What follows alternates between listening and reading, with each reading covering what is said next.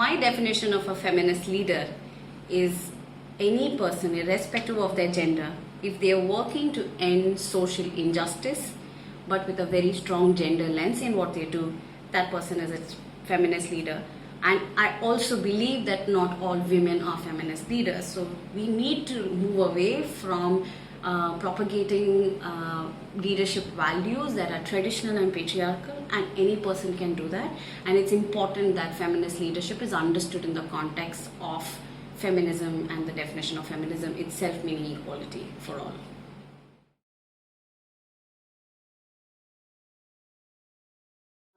Over generations, we see that women and girls and other genders other than men have been discriminated against. So a lot of the work that organizations are doing is to provide women and girls and other genders an access to this opportunity that they've been left out of. Traditional structures don't give them power. That cannot happen if you're using the traditional patriarchal framework anymore. So the glasses that the world has used over the years is from a male perspective. We cannot empower women and girls and other gender without removing the glasses and putting a strong gender lens. And hence leadership has to be rethought of, and feminist leadership will ensure that girls and other genders have a right, have a voice, have decision-making power. Hence, the sector really needs a feminist leadership lens.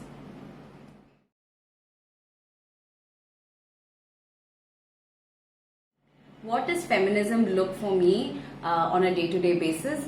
Voice4Girls works with thousands of adolescents, and we mean adolescent girls and boys. And I think we learn feminism from the struggles that girls and boys are facing and in their own lives.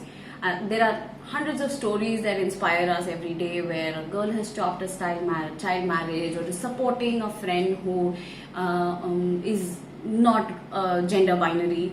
But stories like that are there in our lives every day. But this one story from a boy I'll never forget, where he, after our work with him about understanding gender and understanding feminism, this boy said, well, I realized it in my own life, because he told the story that he went to visit his grandparents along with his older sister, and while they were leaving to come back home, the grandmother gave him 500 rupees but gave the elder sister only 100. So he asked why, and the grandmother said, it's because you have expenses and you can go out and buy something new, and it's okay for the older sister to have 100 rupees. He said, well, that's wrong. I think we both should get it equally, because we both have needs. I think that is what feminism looks like on a day-to-day basis for Voice4Girls.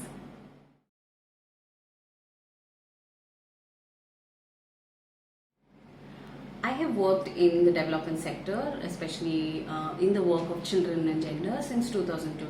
And most times I realize that when we work on gender, we talk to girls and women.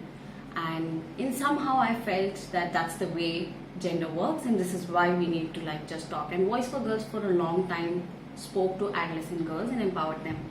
But I started realizing, and also started to hear voices from within my team and from the field, that what about the boys? And through the last couple of years, when we worked with the adolescent boys, it has been transformational. So the biggest obstacle is just our own understanding about feminism and how we don't, include everybody in this conversation. And I think what Chimamanda Adichie says, that we should all be feminists, sort of guided the way I thought about working with adolescent boys. And now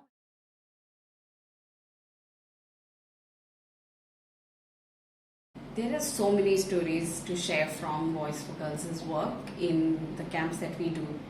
But one story I'd like to share with you today to understand how we've learned our lessons. This question about what will you do if someone is following you in the market is a question I ask in all the camps that Voice4Girls does with the girls. And in every occasion, the girls, when asked this question, their standard response will be that if I don't know this person who's following me in the market, I will run away from there and I will report this to somebody I trust, or the police, or make a noise. With the same understanding, I walked into a boys' classroom which was working with the boys, and when I asked one boy this question, his answer blew my mind away. He said, before I answer this question, am I a boy or a girl who's being followed by somebody in the market? So I said, well, this is the first time somebody is giving me two scenarios. Why don't you answer both? He said, well, before I answer this question, who's following me? Is a boy following me or a girl following me? So I was like, now there are four possibilities this boy is posing in front of me. I said, answer all these questions. So he says, if he's a boy being followed by another boy, he will turn back and beat the person up. If he's a boy being followed by a girl, he will turn back to the girl and say, I am from a decent family, do not follow me. If he is a girl and is being followed by a boy, he would go away. He says that the girl should go away and report it to somebody, which is a standard answer. But if it's a girl being followed by a girl, then she should turn back and make friends. And I didn't understand all these responses. So I probed further to ask him, why is it different? So he says if he's a boy and he's being followed by another boy, that's not normal because boys don't follow each other. He must be following because he wants to fight. But it's not the same case if the girl is being followed by another girl, because according to him, girls are very shy and maybe she wants to become friends. And boys don't make friendships by following each other. And he said that if the girl is following a boy, that means she must be indecent. So in just these four scenarios, this boy showed me that feminism is the answer. We need to subvert all of these possibilities in his mind. And I'm very happy to say that after the boys' camp, his understanding about this has changed. And we need to replicate this in thousands of more classrooms and communities, both with the boys and the girls.